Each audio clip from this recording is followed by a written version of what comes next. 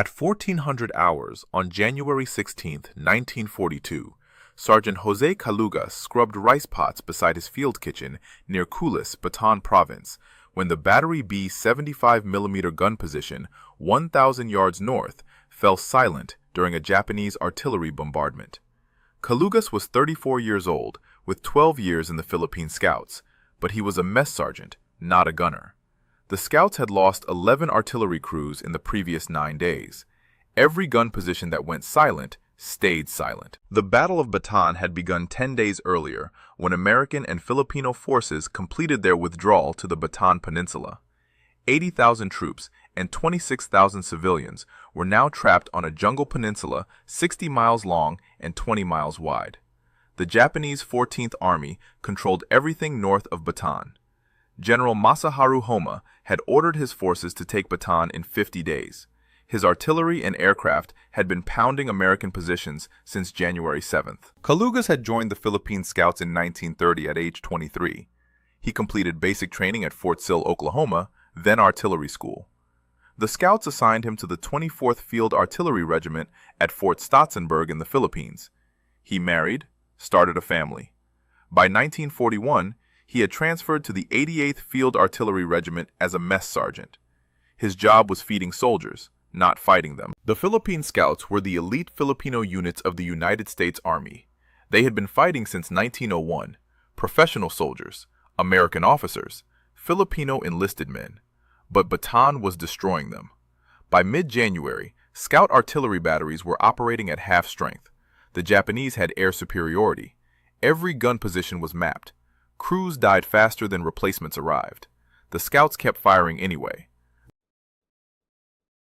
On the morning of January 16th, Calugas had served lunch to the Battery B gun crews. Rice, canned salmon, whatever supplies remained. The Scouts were already on half rations. No resupply was coming. Everyone knew it. After lunch, Calugas and his mess crew cleaned equipment near their kitchen position. The 88th Field Artillery guns were emplaced in the woods 1,000 yards north. The crews had been firing all morning at a Japanese infantry column advancing toward the American defensive line. Then, the Japanese artillery found them. Calugas heard the enemy shells hitting the gun position. Explosions. Then silence. No return fire. He waited. Still nothing. The Japanese column would reach the American infantry in minutes without artillery support. Calugas knew what a silenced gun meant. Dead crew, destroyed equipment, or both. The Japanese were pushing hard. They needed to break through before American reinforcements arrived. Every gun that stopped firing made their job easier. Did Calugas' decision save the line? Please give this video a like. It helps share these stories. And subscribe. Back to Bataan. Calugas grabbed 16 volunteers from his mess crew and nearby positions. They would cross 1,000 yards of open ground to reach the gun. Rice paddies. No cover. Japanese aircraft were strafing the area. Their artillery was still firing. Every man knew the odds. Most crews caught in the open died before reaching safety, but the gun had to get back in action. The Japanese column was still advancing. American infantry was waiting for artillery support that had stopped coming. The volunteers started running. Japanese fighters spotted them immediately. Machine gun fire tore across the rice paddies. Artillery shells began falling. Men went down. Some stopped, turned back. Calugas kept running. A few stayed with him. The distance closed. 900 yards, 800, 700. The Japanese artillery intensified. They knew Americans were moving toward the gun position. More volunteers fell. Calugas ran harder. He reached the gun position alone. The other volunteers were gone, dead, wounded, or driven back. The 75mm gun sat in a bomb crater next to its emplacement. The crew was scattered, some dead, some wounded. One gunner was still alive, and Calugas, a cook, was now the only man standing who could fire the weapon. The Japanese column was 300 yards away and closing fast. Calugas dropped into the crater. The 75mm gun had been blown sideways by the bomb blast. The breech mechanism was intact. The barrel looked straight. The recoil system showed no visible damage, but the gun sat at the wrong angle. Useless. He needed to upright it and get it back into the emplacement. One man could not move a 1,500-pound artillery piece. He needed help. The wounded gunner was conscious, a private from the regular crew, hit in the shoulder but mobile. Kalugas found two more gunners from adjacent positions. They had seen him running across the paddies, followed him in. 4 men total, enough to move the gun if they worked fast. The Japanese artillery was still falling. Shells hit 50 yards away, 40 yards. The enemy had observers watching this position. They knew Americans were here. Kalugas had trained on these guns at Fort Sill in 1930, 12 years ago. But artillery crews drilled the same procedures until they became automatic. He knew every step. The men grabbed the gun trails, lifted. The gun moved 6 inches. They set it down, adjusted their grip, lifted again, another 6 inches. Japanese machine gun fire raked the position from the north. The column was closer now, 250 yards, still advancing. They got the gun upright. Kalugas directed them to roll it back onto the firing platform. The private with the shoulder wound operated the trail spade, while the other 2 gunners manhandled the carriage. Kalugas checked the elevation wheel, the traversing mechanism, both functional. He opened the breech. Clear. The ammunition stores had not been hit. Armor-piercing rounds, high explosive, everything they needed was still there. Kalugas loaded an armor-piercing round. The Japanese column was crossing a wooden footbridge over a creek 200 yards north. Infantry, trucks, horse-drawn artillery caissons. They were bunched up at the bridge. Perfect target. He aimed. The wounded private steadied the trail. Kalugas fired. The round hit the bridge dead center. Wood exploded. The lead truck tilted sideways into the creek. Japanese soldiers scattered. He loaded again. High explosive this time. Aimed at the vehicle stacked up behind the destroyed bridge. Fired. The shell detonated among 3 trucks. Ammunition aboard one vehicle cooked off. Secondary explosions ripped through the column. The Japanese advance stopped. Troops dove for cover. Their officers were shouting orders Kalugas could not hear, but he could see the result. The column was trapped. Bridge gone. Vehicles burning. No way forward. Kalugas kept firing. The other gunners loaded rounds and adjusted the trail as he called corrections. High explosive into the infantry concentrations. Armor-piercing into the remaining vehicles. The Japanese tried to ford the creek. He dropped shells into the water. Men went down in the explosions. The column started pulling back. Away from the bridge. Away from the creek. Away from the American line they had been pushing toward. The Japanese artillery shifted fire. Shells began landing directly on Kalugas' position. The enemy observers had pinpointed his gun. Every Japanese battery in range was now targeting this single 75mm piece that had stopped their advance. The bombardment intensified. Shells hit 30 yards out, 20 yards, 15. Kalugas and his improvised crew kept firing, but the odds had just changed. The Japanese were not going to let this gun keep shooting. They were going to destroy it. Kalugas had fired 18 rounds in 12 minutes. He had stopped the Japanese column, killed dozens of soldiers, destroyed multiple vehicles. But now, every enemy gun within 3 miles was aimed at his position. The next salvo was already in the air. He had seconds to decide, stay and die, or move the gun and survive to fight again. The American infantry line was still waiting for artillery support. The Japanese would attack again as soon as this gun went silent. Kalugas made the decision in 3 seconds. He would not abandon the gun, but he would not stay in the crater either. The woods were 30 yards west, dense jungle. The Japanese observers could not see through that canopy. He could fire from the crater, then move the gun into the trees before the counter-battery fire arrived. Shoot and hide, again and again. The Japanese would waste shells on empty positions while he kept hitting their column. He and the 3 gunners manhandled the gun out of the crater, rolled it across open ground to the tree line. Japanese shells landed where they had been standing 10 seconds earlier. Dirt and shrapnel flew. The men dove into the jungle, waited. The bombardment continued for 2 minutes, 40 rounds at least, all hitting the abandoned crater. When the firing stopped, Kalugas moved the gun back to the crater's edge, loaded, aimed at the Japanese column regrouping north of the destroyed bridge. He fired 3 rounds, high explosive. The shells landed among the troops trying to reorganize. Then, He and the crew hauled the gun back into the woods. 20 seconds later, Japanese artillery saturated the crater again. The enemy was firing blind now.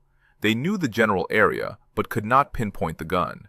Kalugas had turned their own artillery doctrine against them. Observers called corrections.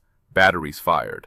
But by the time the shells landed, the American gun was gone. For the next 6 hours, Kalugas repeated the pattern. Move gun to firing position. Fire 3 to 5 rounds. Move gun back into jungle. Wait for Japanese counter-battery fire. Move gun to new position. Fire again. The Japanese artillery crews grew frustrated. They fired hundreds of rounds trying to silence one American gun. They hit nothing but empty ground and trees. Meanwhile, Kalugas kept destroying their vehicles and killing their troops. By 1600 hours, Kalugas had fired 47 rounds.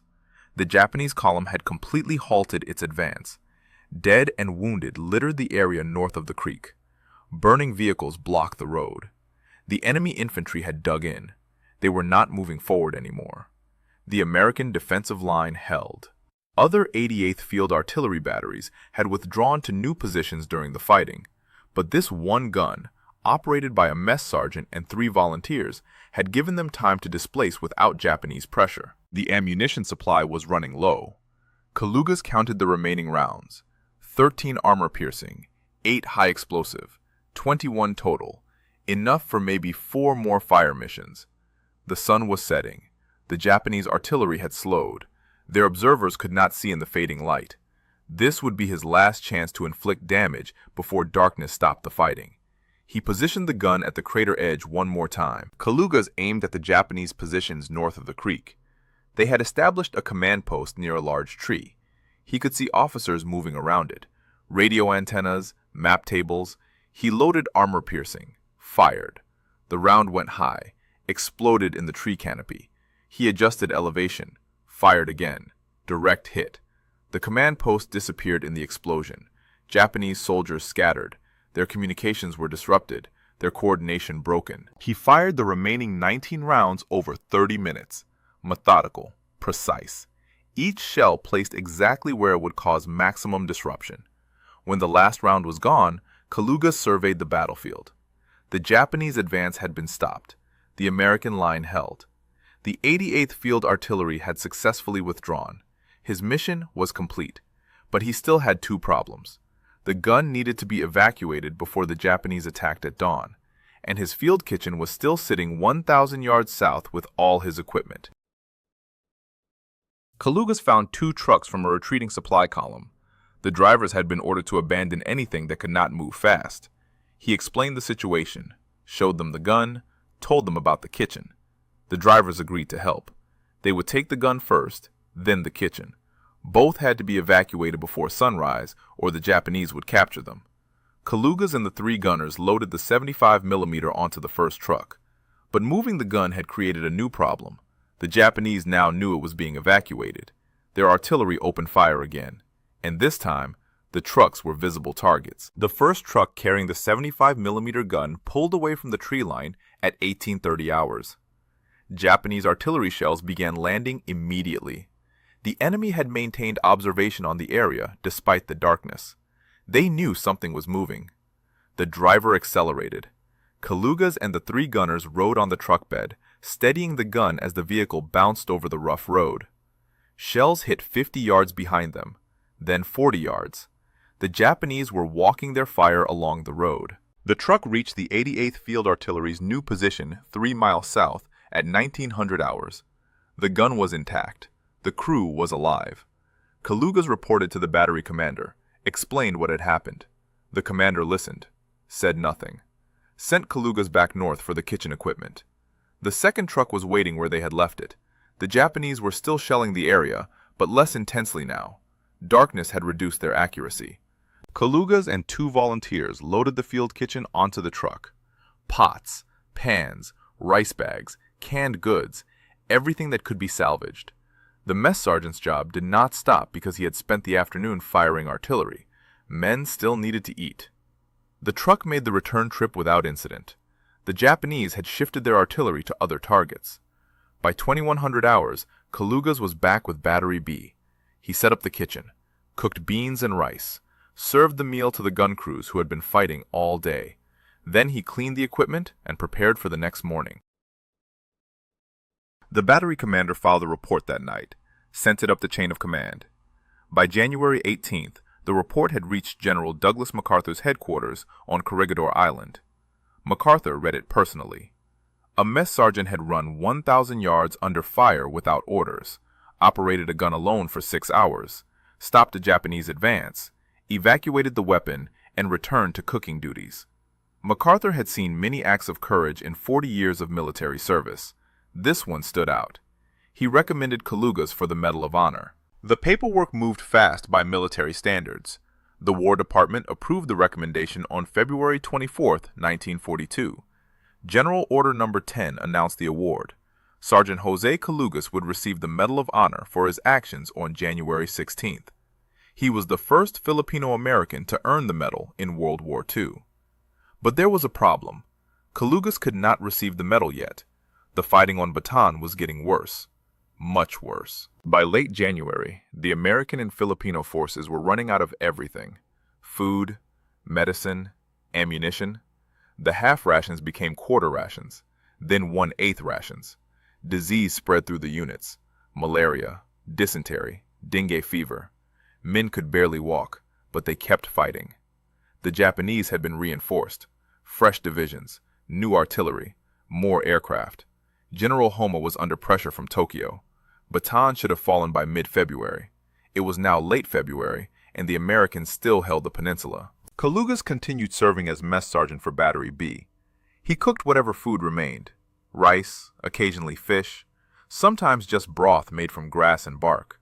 The gun crews needed calories to operate the weapons. But the food supply was nearly gone. The scouts were eating their horses, their pack mules, anything to stay alive. The Japanese knew the Americans were starving. They just had to wait. Time was on their side. In early March, President Franklin Roosevelt ordered MacArthur to evacuate to Australia. The general did not want to leave, but orders were orders. He departed Corregidor on March 11th. Left General Jonathan Wainwright in command of all forces in the Philippines. Wainwright knew the truth.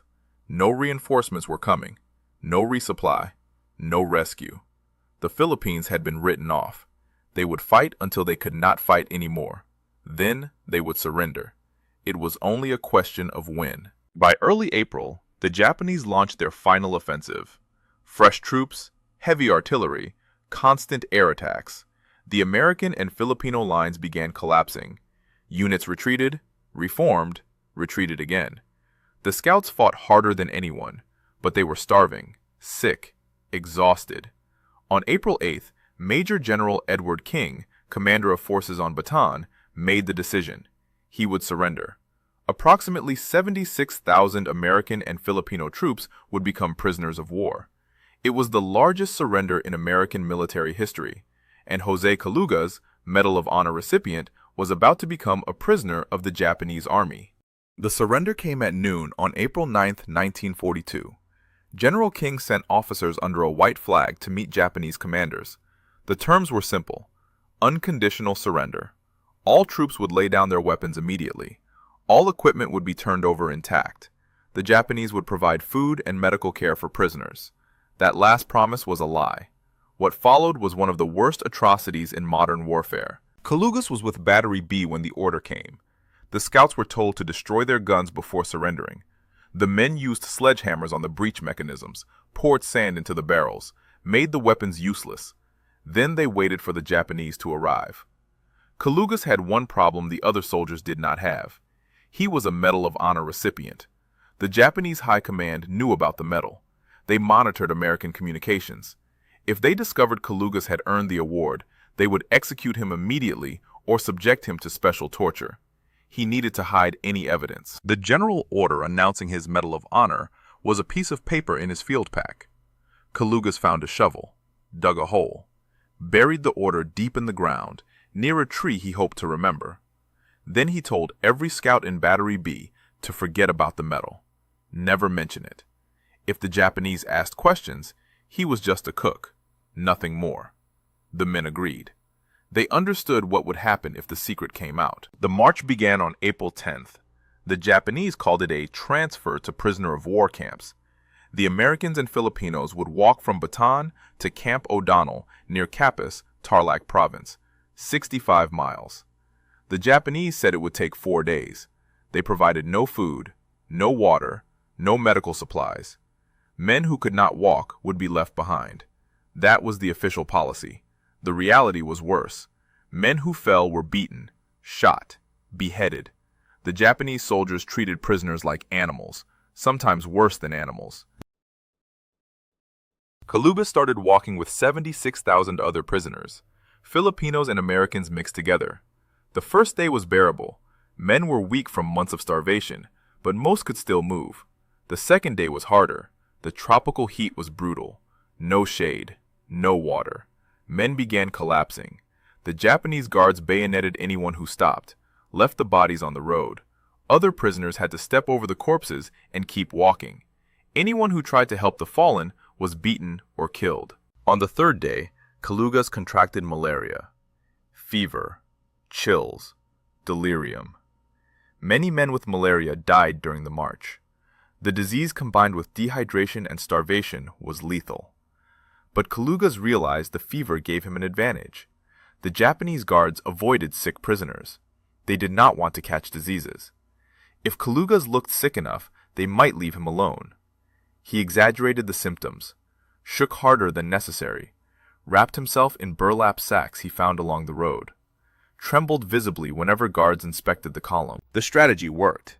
Guards saw him shaking, assumed he was dying, moved on to harass other prisoners. Kalugas kept walking. The malaria was real. The performance made it look worse. He stayed in the middle of the column, never at the front where strong prisoners were, never at the back where weak prisoners were executed. Middle was safest, anonymous, invisible. Just another sick Filipino soldier in a river of 76,000 dying men. By the fourth day, the death toll was catastrophic. Bodies lined the road every few hundred yards. The tropical sun accelerated decomposition. The smell was overwhelming. Men who had survived 4 months of combat on Bataan were dying on a road march. No enemy fire, no heroic last stands, just heat, disease, and Japanese brutality.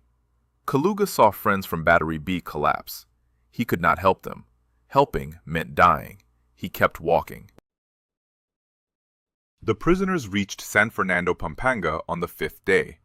The Japanese loaded them into metal freight cars, 100 men per car designed for 30.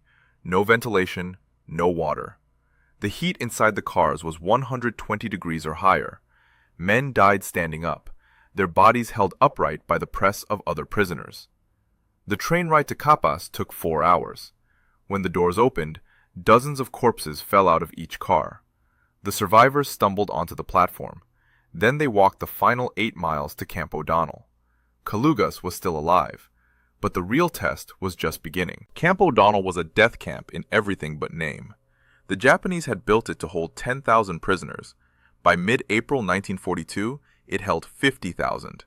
No sanitation, 1 water spigot for the entire camp. Prisoners stood in line for 12 hours to fill a canteen. Dysentery killed hundreds every day. The bodies were stacked outside the barracks until burial details could drag them to mass graves. Men who had survived the death march died within weeks at O'Donnell. Kalugas arrived at the camp on April 14th. The guards searched prisoners at the gate, took anything valuable, watches, rings, money. They beat prisoners randomly, no reason, just because they could. Kalugas still had his malaria. The real symptoms mixed with his exaggerated performance kept the guards away. They shoved him toward the barracks, told him to find a space. He walked into a building designed for 200 men. 800 prisoners were crammed inside. No beds, no blankets, just wooden floors and the smell of death. The Japanese provided almost no food. Rice once a day, maybe, a handful per prisoner, sometimes nothing. Men were dying at a rate of 30 to 50 per day. The guards did not care. They considered prisoners subhuman, unworthy of decent treatment. The Geneva Convention meant nothing here. Camp O'Donnell operated by one rule. The strong might survive. The weak would definitely die. Kalugas was determined to be in the first category. He noticed patterns. Guards beat prisoners who made eye contact, prisoners who walked too slowly, prisoners who walked too fast. The safe zone was middle speed, eyes down, no distinctive behavior, invisible. He applied the same strategy from the death march. Blend in, look sick but not dying, avoid attention. When burial details were called, he volunteered. The work was horrific, but it kept him moving. Movement meant circulation. Circulation fought disease better than lying still in the barracks. The months crawled by.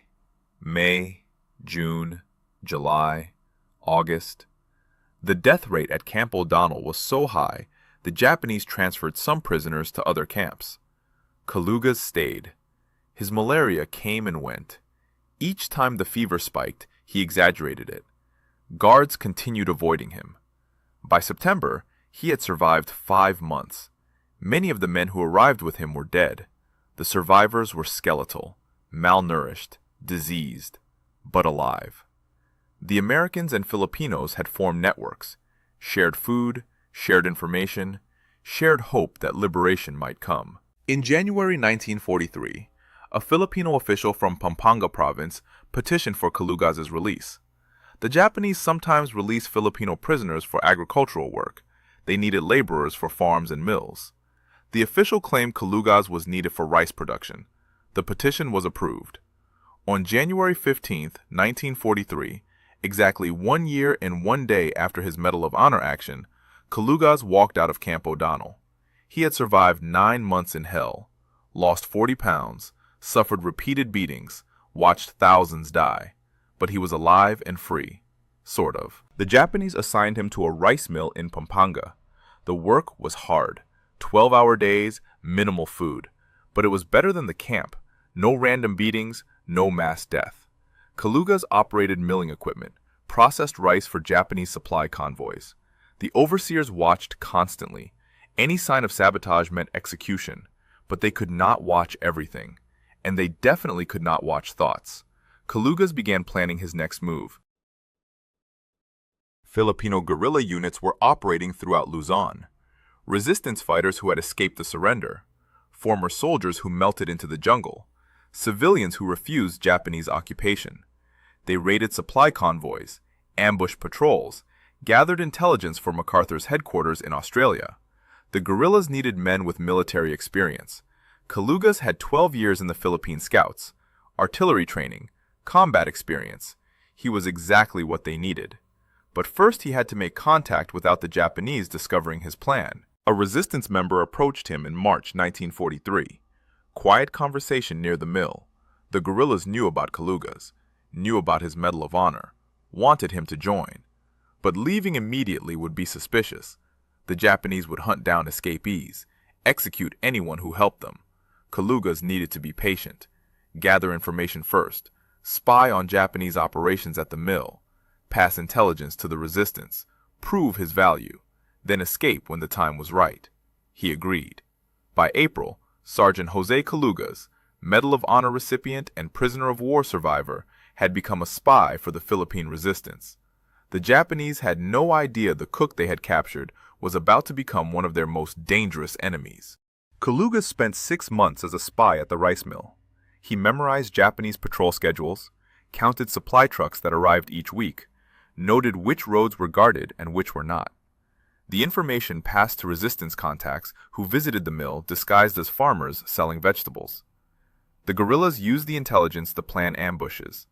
They knew when convoys would be lightly guarded, when patrols would be away from their bases, when the Japanese were vulnerable.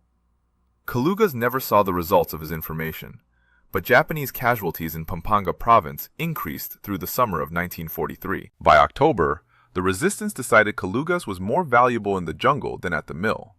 They had enough spies. They needed experienced soldiers.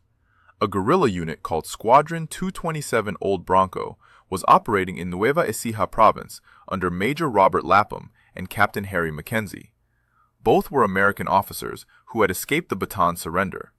They commanded roughly 300 Filipino fighters, former soldiers, farmers, students, anyone willing to fight the Japanese occupation. The squadron needed an artillery specialist. Kalugas fit perfectly. The escape was planned for October 23rd. Kalugas would leave the mill during his lunch break, walk into the jungle, and never return. The resistance had prepared a route through areas without Japanese patrols. Local farmers would provide shelter and food along the way. By October 25th, he had reached the old Bronco headquarters deep in the mountains of Nueva Ecija.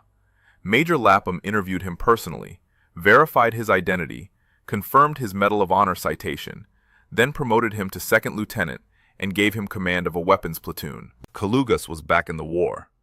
But this war was different from Bataan. No front lines, no artillery support, no supply chain. Guerrilla warfare meant hit-and-run attacks, ambushes, sabotage. The Japanese controlled the cities and major roads. The guerrillas controlled everything else. They moved at night, struck fast, disappeared before Japanese reinforcements arrived. The tactics were effective but dangerous. Captured guerrillas were tortured and executed. Civilians suspected of helping guerrillas were massacred. The stakes were higher than conventional combat. The weapons platoon under Kalugas specialized in raids on Japanese supply depots. They would scout a target for weeks, learn the guard patterns, identify weak points, then attack at the most vulnerable moment. Steal weapons, ammunition, and food. Destroy what they could not carry. Vanish into the jungle before the garrison could respond.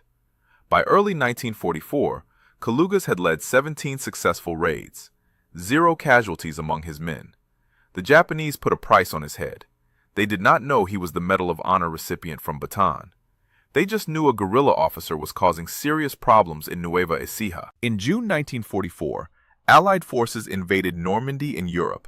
The war was turning against Japan on all fronts. MacArthur was pushing north through New Guinea toward the Philippines. The guerrillas intensified operations to prepare for his return. Squadron 227 Old Bronco received orders to attack the Japanese garrison at Karangalan. The target was a fortified position with 200 enemy troops, machine gun nests, mortar pits, barbed wire. Taking it would require coordination between multiple guerrilla units. Kalugas would lead the assault element. The attack came on August 7, 1944. 3 guerrilla companies, 450 men total, surrounded the garrison at 0300 hours. Kalugas's weapons platoon hit the main gate with concentrated rifle fire and grenades. The Japanese responded with machine guns and mortars. The firefight lasted 4 hours. Guerrillas used captured Japanese weapons. Ammunition was limited. Every shot had to count. By 0700 hours, the garrison commander surrendered. The guerrillas had taken Karangalan with 23 casualties.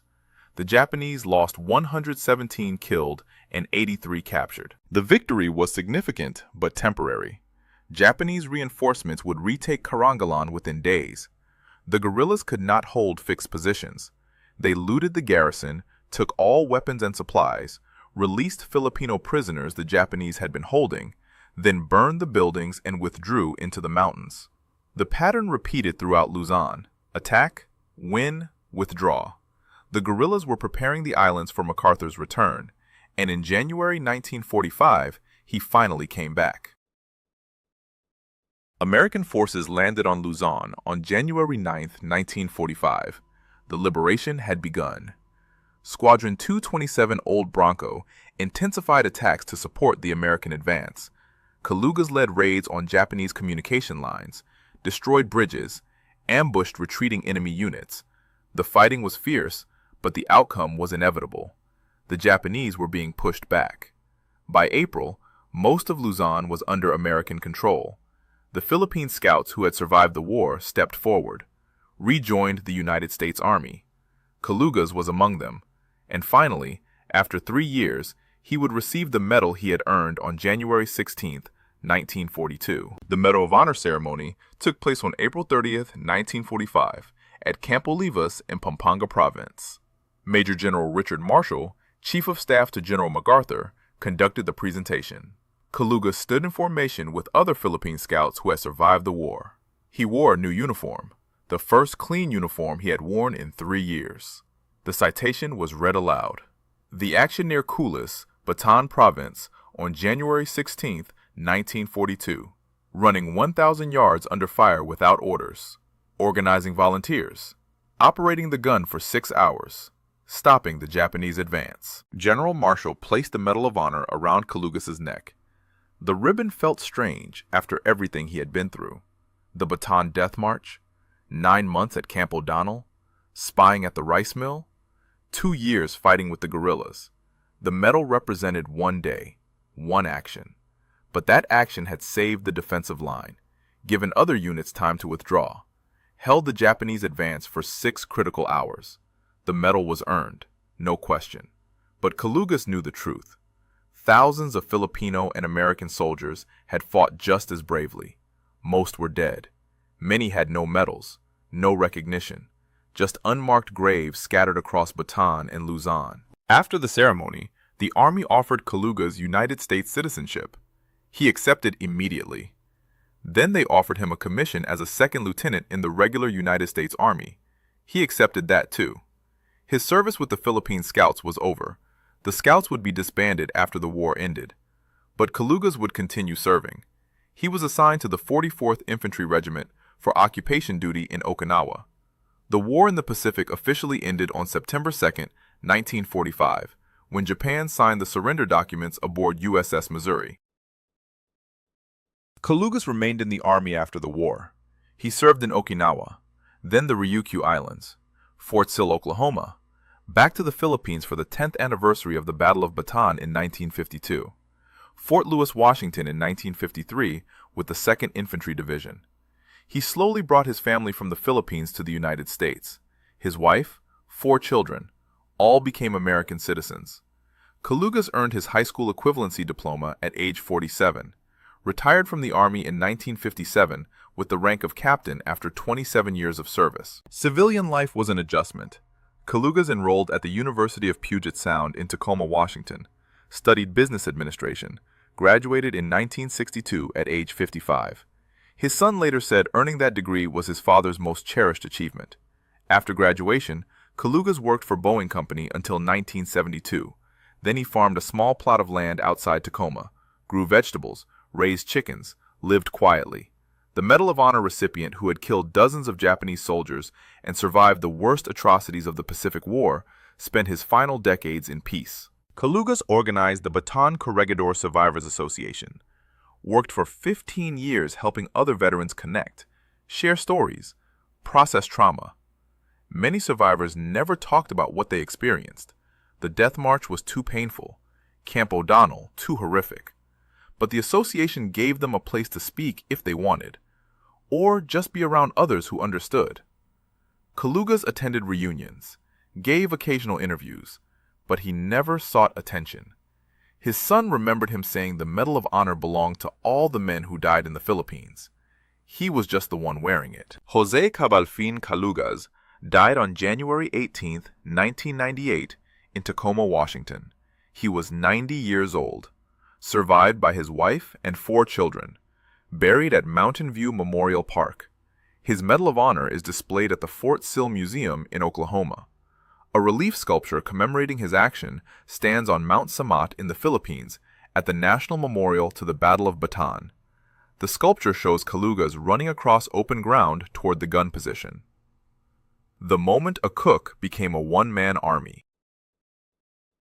The Japanese mocked soldiers wearing kitchen aprons, thought cooks were not real fighters. On January 16, 1942, Sergeant Jose Kalugas proved them catastrophically wrong.